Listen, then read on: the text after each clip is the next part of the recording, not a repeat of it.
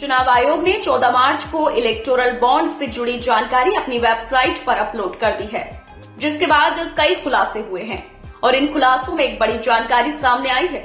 समाचार agency Reuters की एक रिपोर्ट के मुताबिक कोरोना काल में कोविशील्ड नाम से वैक्सीन बनाकर दुनिया भर में मशहूर हुए सीरम इंस्टीट्यूट ऑफ इंडिया के सीईओ आदर पूनावाला ने अपनी कमाई का एक बड़ा हिस्सा बीजेपी को दान किया था। रिपोर्ट के मुताबिक ये रकम 52 करोड़ रुपए थी, जिसको लेकर समाजवादी पार्टी के प्रमुख अखिलेश यादव ने बीजेपी पर जोरदार हमला बोला है। मीडिया से बातचीत के दौरान अखिलेश यादव ने कहा कि चुनाव से पहले ये बातें सामने आई हैं। यकीनन जनता इस बार भारतीय जनता पार्टी को उखाड़ फेंकेगी। याद है आपको हमारे बारे में क्या क्या कहा था भाजपाइयों ने जब वैक्सीन वाली बात आई थी? अब सुना है जो आंकड़े आ रहे हैं, जो सूची में चीजें आ रही हैं, वैक्सीन कंपनी ने कोई वैक्सीन दी है उन्हें इलेक्ट्रोल बॉन्ड के नाम पर। कितने करोड़ की है? 505 करोड़ चले गए। सोचिए आप, वैक्सीन लगवाने वाली कंपनी से 500 करोड़ रुपए लिए, इसीलिए जबरदस्ती हमें और आपको वैक्सीन लगवाई जा रही थी। हम तो बच गए, बाकी जनता सब मिलने लग गए।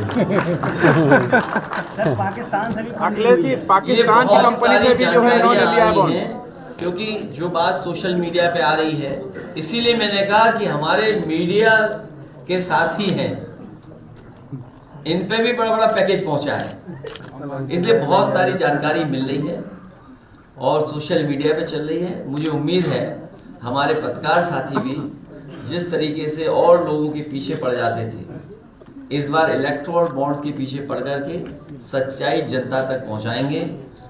जो लोग दावा करते थे और जो पार्टी विद डिफरेंस की बात करते थे, जो लोग जनता को धोखा देते थे, ये बड़ी बड़ी एजेंसियां दूसरे विपक्ष के नेताओं को बदनाम करने के लिए, उनको डराने के लिए और उनकी छवि जनता में खत्म हो जाए, खराब हो जाए, उन एजेंसियों का इस्तेमाल करते थे। और वही एजेंसियों का इस्तेमाल कर रहे हैं बड़े बड़े उद्योगपतियों से वसूलने के लिए। तो सोचिए, कोई कल्पना कर सकता है कि आपकी एजेंसियां विपक्ष को परेशान करने के लिए, विपक्ष को बदनाम करने के लिए और खुद के लिए इलेक्टोरल बॉन्ड लेने के लिए इस्तेमाल कर रहे हैं।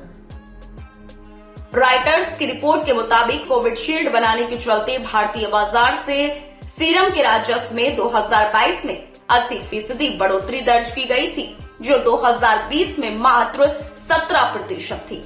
सरकार की ओर से चलाए गए कोरोना टीकाकरण अभियान पर भी 80% कब्जा सीरम का ही था। ये सभी जानकारी रॉयटर्स ने प्रूडेंट इलेक्टोरल ट्रस्ट की ओर से चुनाव आयोग को सौंपी रिपोर्ट का विश्लेषण कर जारी की है। रॉयटर्स ने 2019 से 2022 के बीच हुए 18 लेन देन की जांच की है। इससे ये पता चलता है कि कोरोना काल में जहां अर्थव्यवस्था कमजोर पड़ी थी, वहां कॉर्पोरेट घरानों से मिलने वाले चंदों से बीजेपी का खजाना भर रहा था। फिलहाल इस खबर में इतना ही। बाकी अपडेट्स के लिए बने रहिए न्यूज टाइम के साथ।